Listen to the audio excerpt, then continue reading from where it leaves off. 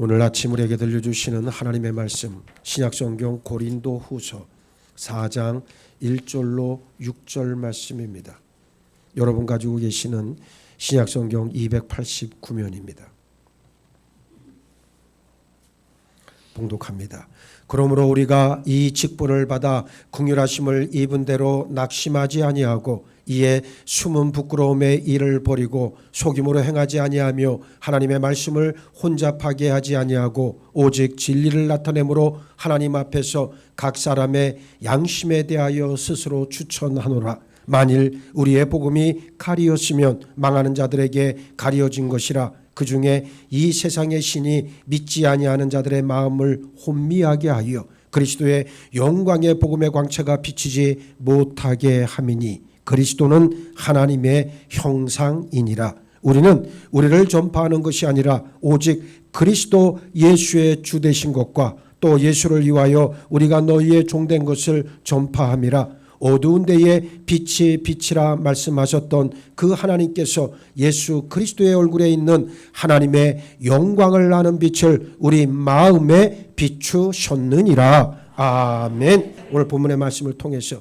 복음의 광채가 우리에게 비추었다는 제목의 말씀을 여러분들에게 전합니다. 자, 창세기 1장에는 하나님이 온 우주 만물을 창조하신 이야기가 나옵니다. 첫째 날에 하늘과 이 지구를 창조하셨어요. 그러나 이때 지구엔 온통 어두움과 물만 있었습니다. 하나님은 빛이 있으라 말씀하셨고 그래서 빛이 창조되었습니다. 하나님은 빛을 낮이라 하시고 어두움을 밤이라고 부르셨습니다. 둘째 날에는 물을 궁창 위의 물과 궁창 아래의 물로 나누셨습니다. 하나님은 물이 없는 공간을 궁창이라고 부르셨지요. 셋째 날에는 물만 있던 지구 위에서 물을 한 곳으로 모아 바다를 만드시고 물이 없는 곳에 육지가 드러나게 하셨습니다. 그리고 이 셋째 날에 풀, 채소, 나무 같은 식물들을 창조하셔서 땅 위에서 살게 하셨어요. 넷째 날에는 해와 달 그리고 별들을 만드셨습니다. 해는 낮을 그리고 달은 밤을 주관하게 하셨지요. 여기까지 보면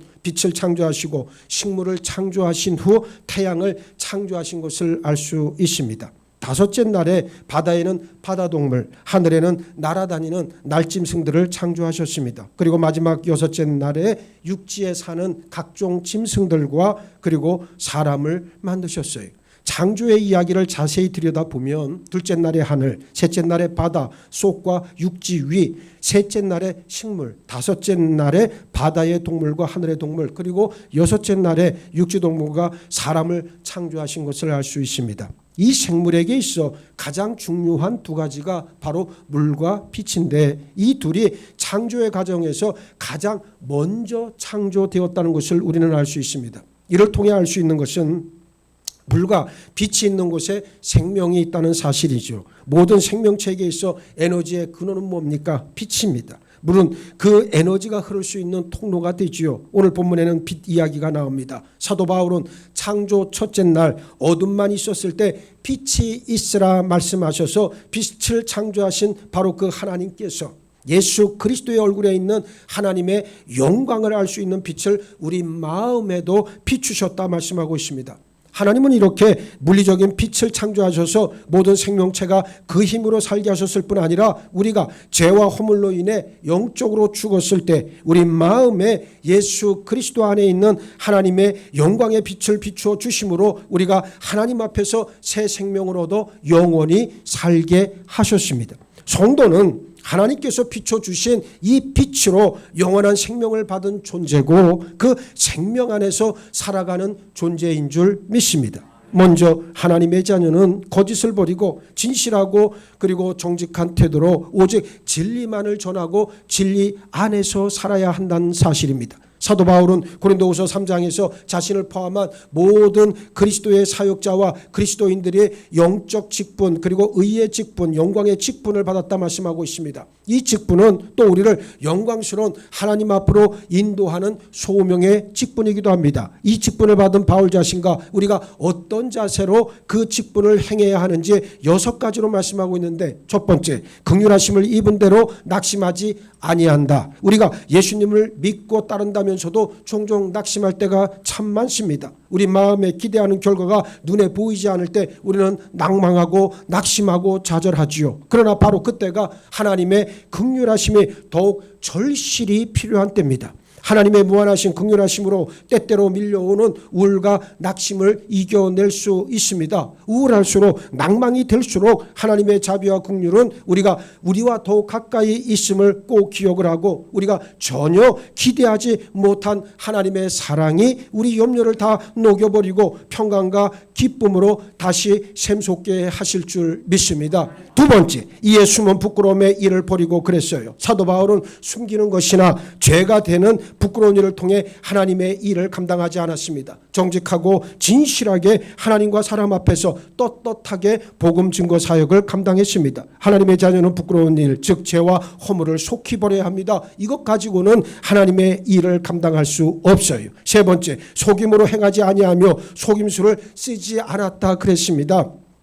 사기치지 않았고 거짓을 행하지 않았다는 말인데 부끄러운 일, 즉 죄와 허물의 근원이 바로 거짓이기 때문에 그렇습니다. 하나님의 일을 함에 있어 사람의 눈을 속여서 나는 목적한 바를 이룰 수 있을 것 같지만 사람 눈은 속일 수 있을지라도 결단코 하나님을 속일 수는 없고 훗날 하나님 앞에서 반드시 그에 합당한 계산을 치러야 합니다. 네 번째, 하나님의 말씀을 혼잡하게 하지 아니하고 그랬는데 하나님의 말씀을 전함에 있어 사람의 철학이나 세상 좋은 말을 섞어서 사람 눈과 귀에 좋아 보이도록 하지 않았다는 말씀입니다. 하나님의 말씀을 말씀 그대로 전했다는 의미예요. 대단히 중요한 말씀입니다. 많은 사람들은 자신이 듣기 좋아하는 말만 듣고 자기 감정에 홀릭하며 그게 은혜인 줄 착각합니다. 대단히 위험한 일이에요. 가령 다른 사람과 관계가 틀어졌는데도 나름 혼자 회개했고 평안을 찾았다면 그것이 은혜가 아니라 관계가 틀어진 사람을 찾아가 관계 회복을 한 이후에 찾아온 평강과 기쁨이 진정한 은혜입니다.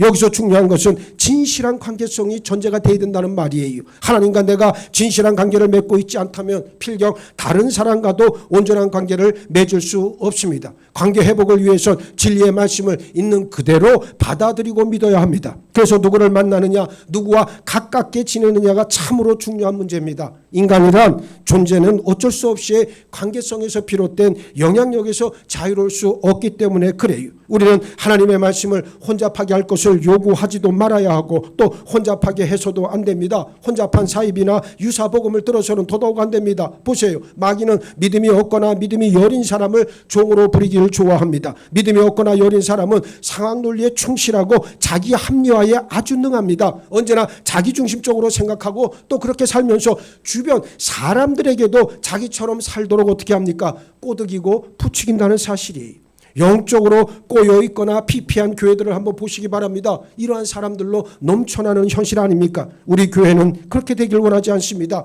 말씀을 말씀되게 하라. 기록된 말씀 밖으로 넘어가지 말고 있는 그대로 순수하게 말씀을 말씀으로 받아야 할 줄 믿습니다. 다섯 번째, 오직 진리를 나타내므로 하나님의 말씀을 혼잡하게 하는 대신 하나님의 말씀을 있는 그대로 진리를 진리 그대로 전해야 한다고 강변합니다. 그래서 우리는 늘 내가 전하고 있는 진리가 진리로 전파되고 있는지 돌아봐야 하지요. 여섯 번째, 하나님 앞에서 각 사람의 양심에 대하여 스스로 추천하노라 그랬습니다. 앞에서 행한 다섯 가지 사역의 태도로 인해서 사도 바울은 고린도 교회와 그 모든 사역 대상이 되는 사람들의 양심을 하나님 앞에서 추천할 수 있었어요. 그 어떤 다른 추천인이 필요하지 않다는 태도였습니다. 그렇습니다. 예수님을 나의 구주와 주님으로 믿어 하나님의 자녀가 되었고 예수 그리스도의 참된 제자가 된 우리는 모든 거짓을 버리고 진실하고 정직한 태도로 오직 진리만을 전하고 진리 안에서 일평생 살아가야 하는 존재임을 잊지 말아야 합니다.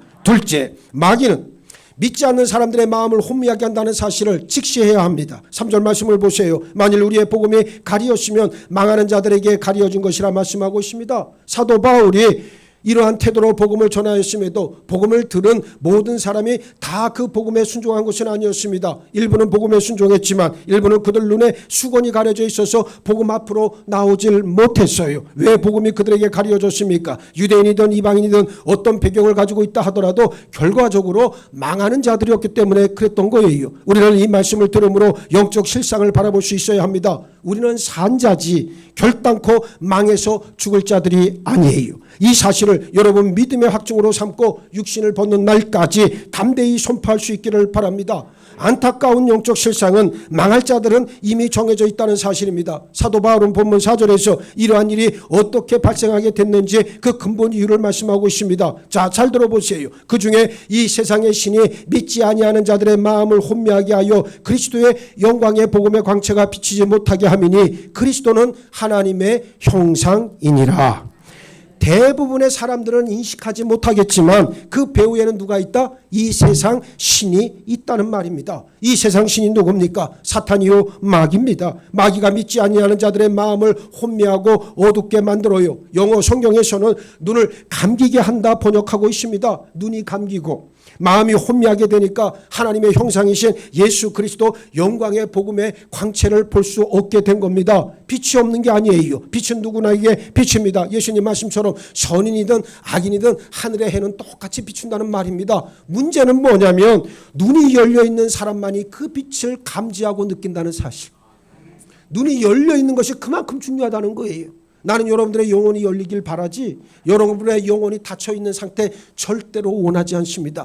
영안이 밝아야 됩니다. 영안이 밝아야 빨리빨리 하나님의 은혜, 하나님의 뜻을 느끼고 그대로 살아낼 수가 있다는 말이죠. 어떤 사람들 뒤에는 이 세상 신이 있어서 눈을 감기게 만들고 그래서 예수님께 있는 하나님의 영광스러운 광채, 즉 빛을 볼 수 없게 합니다. 그러나 또 일부 사람 뒤에는 성령께서 함께 계셔서 눈이 열리게 하시고 예수님께 있는 하나님의 영광스러운 광채를 볼 수 있게 하신다는 사실입니다. 여러분 모두는 예수님께 있는 하나님의 영광스러운 빛을 다 볼 수 있게 되기를 예수의 이름으로 축복합니다. 셋째, 하나님께서는 예수 그리스도 얼굴에 있는 하나님의 영광을 아는 빛을 우리 마음 가운데, 우리 심령 가운데 비추셨다는 사실입니다. 5절 말씀을 보시기 바랍니다. 우리는 우리를 전파하는 것이 아니라 오직 그리스도 예수의 주되신 것과 또 예수를 위하여 우리가 너희의 종된 것을 전파함이라 그랬습니다. 이제 5절에서 사도 바울은 자신이 전하는 복음의 핵심 내용을 다시 요약하고 있습니다. 첫 번째, 우리는 우리를 전파하는 것이 아니라 하나님의 사역자가 자신을 전하거나 자신의 유익이나 명성을 위해 전한다면 그것은 하나님 앞에서 가장 무서운 죄고 예수님이 말씀하신 바 내가 알지 못한다고 하신 바로 그 거짓 선지자에 해당되어지는 겁니다. 전하는 이야기가 아무리 재미가 있고 감동이 있고 유익함이 있다 할지라도 그런 이야기를 듣기 위해서 여러분들이 지금 하나님 앞에 나온 게 아니라는 말입니다. 사람들은 뭔가 짜릿하고 감성에 호소하는 이야기라면 쉽게 빠져들지만 결국 공허함만 남을 뿐입니다. 우리가 들어야 하는 말씀이란 무엇입니까? 두 번째, 오직 그리스도 예수의 주되신 것과 또 예수를 위하여 우리가 너희의 종된 것을 전파하노라. 복음의 핵심이 뭡니까? 예수님이 나의 그리스도시요 주님이란 사실 아니겠습니까? 십자가에서 죽으시고 부활하신 나사렛 예수를 나의 구주와 주님으로 믿는 것이고 복음의 눈을 뜨는 일이요 하나님의 자녀가 되는 것이고 예수님의 제자가 되는 첩경이자 하나님의 나라 시민이 되는 일 아니겠습니까? 예수님은 하나님의 나라와 그 의를 구하며 살라 우리에게 명하셨습니다. 하나님 앞에서 하나님의 일을 하는 모든 사람이 가져야 하는 가장 바른 태도는 형제 자매 사이에서 서로에게 종이 되는 일이에요.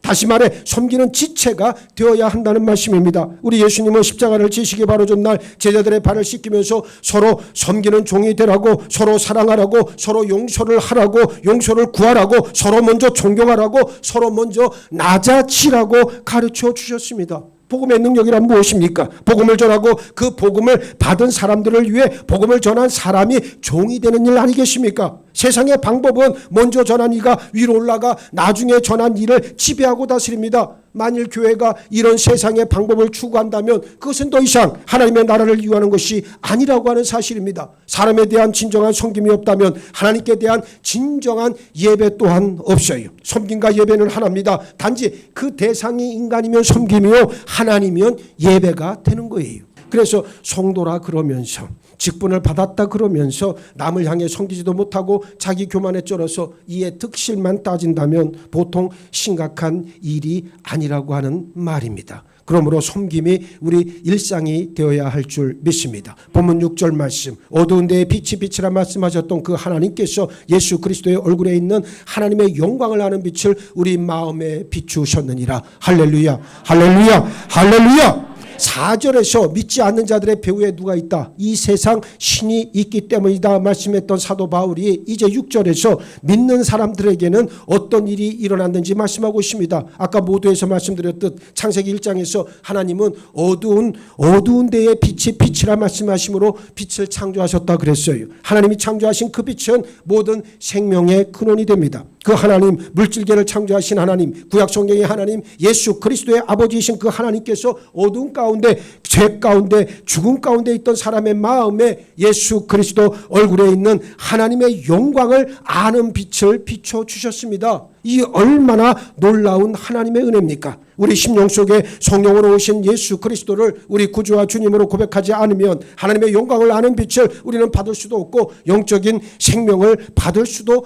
더더욱 없습니다. 우리 모두가 하나님의 자녀되고 영적인 생명을 얻은 것은 어떻게 이루어졌습니까? 모세의 얼굴에 있는 그런 빛, 위대한 믿음의 위인들 얼굴에 있던 빛이 아니라 오직 예수님의 얼굴에 있는 하나님의 빛이었다는 사실입니다. 모세의 얼굴에 있던 하나님의 빛이 영광스럽긴 했어도 결국은 사라지고 마는 것일 뿐 하나님의 영광의 형상이신 예수 그리스도 얼굴에 있는 빛이야말로 영원한 영광의 빛이 된다는 사실을 분명하게 깨달으시길 바랍니다. 그러므로 우리는 예수님을 통하지 않고는 하나님께 나아갈 방법이 없다. 자, 이 점에서 우리는 우리 자신을 들여다볼 수 있어야 합니다. 저와 여러분 마음속에 이 하나님의 영광의 빛이 비추고 있습니까? 그 빛으로 인해 어둠이 물러가고 빛이 오고 죽음이 물러가고 생명이 오고 부끄러움이 물러가고 영광으로 충만해 있느냐라고 하는 질문입니다. 여러분, 이 모든 일을 하신 분은 바로 아버지 하나님이십니다. 우리가 빛을 찾은 것이 아니라 하나님께서 우리 마음속에 어두운 곳에 죽은 곳에 빛이라 말씀하심으로 우리는 영원한 생명을 얻었다는 사실입니다. 이것이 구원의 복음의 핵심이 되는 내용이에요. 오늘 말씀의 결론, 하나님의 빛으로 생명을 얻은 우리는 마땅히 빛된 존재로 살아야 할 줄 믿습니다. 빛은 어둠을 이깁니다. 빛은 반드시 빛나게 되어 있습니다. 우리 스스로 빛이라고 주장하지 않아도 예수님의 말씀을 따라 십자가의 길을 걸어간다면 우리에게서 빛은 저절로 나옵니다. 영광의 강체가 나옵니다. 죽은 것은 빛을 내지 못해요. 그러나 살아있을 때 광채가 나옵니다. 하나님은 우리를 빛된 존재로 부르셨고 그에 합당한 삶을 살라 명하셨으며 영생의 빛 안에서 하나님과 영원히 살아가는 복을 허락해 주셨습니다. 육체를 벗는 날까지 예수님을 따라 겸손과 섬김으로 빛된 삶을 다 살아내는 우리 예수원교회 지체들 되길 원합니다. 저는 다른 거 바라지 않아요. 나는 여러분들이 신앙 인격으로 깊어지길 원하고 그리고 무엇보다 오직 진리의 말씀과 성령의 능력으로 세워지는 그런 성도들이 되기를 원하고 있어요. 여러분 생각해봐요. 그러면 교회가 앞으로 설 자리는 그만큼 줄어드는 거예요. 근데 이 교회가 살 자리가 없다고 교회가 문 닫습니까? 아닙니다. 교회는 영원한 세상의 소망이고 우리 구원의 항구예요. 어떻게 가능한지 아십니까? 우리가 진리의 말씀과 성령의 능력을 받으면 되는 겁니다. 그럼 그 교회는 무너지질 않아요. 그런 성도들이 세워지기만 한다면 우리 소망이 있는 거예요. 여러분들 보세요. 지난 5년 동안 우리가 얼마나 힘들고 어렵게 여기까지 왔는가. 이제 마지막 고비 하나를 남겨놓고 우리가 지금 심각한 도전 앞에 서 있잖아요. 이게 그냥 주어진 게 아닙니다. 나는 예전부터 우리 저쪽 아래 교회에 있을 때 광야에 있을 때부터 내가 계속 여러분들에게 얘기했던 거예요. 여러분의 믿음이 이 일을 결정지을 것이다. 응? 근데 이제 와서 뭐 그런 얘기를 합니까? 이제 와서 깨닫는다고요? 너무 비겁하잖아요. 너무 우리 자신이 형편없잖아요. 그때 깨달았으면 됐을 것이고 그때 죽기 살기로 기도했으면 될 것이고 그때 하나님 앞에 온전히 던졌으면 됐을 텐데 그때는 뭐 하다가 이제 와서 안 되니까 아이고 하나님, 이건 아니잖아요. 이게 오늘 우리의 민낯이다. 그럼 이제 어떻게 해야 됩니까? 이제라도 빨리 정신 차리고 하나님 앞에 온전히 내 자신을 드릴 수 있는 여러분 모두가 되기를 바랍니다. 나는 우리 교회가 엄청난 비전과 미래를 향한 엄청난 일들을 감당할 그 아주 하나님께서 우리를 위해 예배해 놓으신 보화가 크다고 나는 생각을 하는 목사예요. 여러분들은 눈에는 안 보이지만 내 눈에는 보여요. 그게. 나는 열방 끝까지 가서 하나님의 복음, 예수 그리스도의 살아계신 생명의 복음을 전할 준비가 되어 있어요. 나는 이걸 놓고 지금 하나님 앞에 지금 도전 그 영적 도전 앞에 지금 씨름을 벌이고 있는 거예요. 오늘 여러분들이 정신을 차려야 된다라고 하는 것은 회개할 사람 빨리 회개하고 정신 차릴 사람 정신 차리고 가짜로 믿음 생활한 사람들 갖다 껍데기 갖다 버리고 이제는 온전하게 나오라. 아무리 많은 사람이 있으면 뭐합니까? 나는 1000명, 10,000명이 모이는 거 원하지 않아요. 단 깨어있는 10명, 100명만 있어도 나는 목회에 나는 하나님 앞에 영광 돌릴 수 있어요. 난 그런 교회를 꿈꾸는 사람이에요. 그러니 여러분들도 저와 같이 코드를 한번 맞춰봐야지. 비전을 같이 해야지. 목회자의 관점으로, 담임 목사의 관점으로 생각하고 판단하고 결정하면 될 일이요. 예? 어제 우리 점심 식사를 준비하면서 우리 장로님을 비롯한 여성 교원들이 많이 나와서 이제 고생들을 많이 하셨어요. 근데 우리 같이 사는 제 파트너가, 같이 사는 파트너가 누군지는 알죠? 예. 장로님 옆에 있었지 그때. 저 위에 저 옥탑방 그 이제 제 숙소 거기가 저기 서재예요, 서재. 우리 이제 교회가 다 완결되면 요 10층에 담임 목사방이 있고요. 거긴 좀 작아요. 그래서 전 손님을 위한 접대방으로 제가 거기를 만들 거고. 그럼 평상시에 제가 독서를 하고 쉬는 공간은 어디냐면 그 옥탑방. 예? 여러분 보세요. 여러분의 담임 목사는 그렇게 겸손한 사람입니다. 옥탑방에다가 거처를 만들어 놨어요. 그래서 거기 공사까지 다 마무리 졌는데 그러나서 어제 거기 한 바퀴 지난번에 거기 비둘기가 들어와갖고 아주 난리가 났어요. 그때 뭐 우리 권사님들이 가서 다 닦느라고 그지? 예? 잘 닦았습니까? 수상해 이 둘 하는 거 보면. 예. 그래서 그때 비둘기가 와가지고 난리가 났어 거기가. 그래서 저 두 분이 가서 그냥 고생하면 다 닦았어요. 이제 앞으로 비둘기 이렇게 들어오면 내가 저기 문 열어놓으면 가끔 들어와요. 우리 정 목사님하고 나하고 앞으로 비둘기 잡아서 점심에 구이를 해 먹자고. 그래놓고 이제 그 털을 여기다 걸어놓으면 이놈들이 돌아다니면서 이제 소문을 낼 거 아니야. 저기 잘못 들어갔다는 우리 구이 된다. 예. 비둘기 구이가 맛있대요. 그래서 한번 먹어봅시다. 그런데 그 갔다 오고 나서 나보고 그러는 거예요. 같이 사는 파트너가. 아이 거기 목사님 거기 저 거처로는 안 되겠어. 막 이렇게 얘기를 해요. 그래서 내가 막 뭐라 그랬어요. 예. 담임 목사의 관점이 중요하다. 여러분들이 믿음 생활을 제대로 못하잖아요. 자꾸 시험에 걸려 넘어지잖아요. 낭망하잖아요. 상심하잖아요. 그럼 앞으로 이렇게 생각하세요. 내가 목사님의 관점으로 판단하고 생각해 본다. 그러면 실수가 없어요. 내가 타락하지 않는 한. 난 그걸 여러분들에게 말씀을 드리는 거예요. 내가 극약 처방을 하는 거예요. 이게. 그 정도 생각이라도 갖고 여러분들이 행동하면 살 것이다. 근데 그것도 못한다면 여러분들은 평생 그냥 부엽, 예? 저 뭡니까? 저 바다 위에 떠다니는 뭐 이력편주와 같은 나뭇잎과 같은 그런 왔다 갔다의 삶을 살아갈 수밖에 없다는 것을 우리 스스로 인정을 해야 된다는 말이에요. 이제부터는 여러분들이 예수 그리스도의 마음, 하나님의 마음, 그리고 담임 목사의 의중이 무엇인가를 잘 파악을 해서 최소한 여러분들이 실수와 잘못을 되풀이해서는 안 되겠다라고 저는 생각을 합니다. 우리 교회가 새로워지는 길이 이제 진리의 말씀과 성령의 능력이라면 구체적으로 내 손과 발을 통해서는 그러한 일들을 이루어낼 수 있는 여러분 모두가 되기를 바랍니다. 오늘 이 말씀을 들은 여러분 삶 가운데 하나님의 빛으로 생명을 얻은 우리 또한 여러분의 주변들을 훤히 다 밝힐 수 있는 그러한 여러분들이 되시기를 예수의 이름으로 축원합니다. 축원합니다. 축원합니다.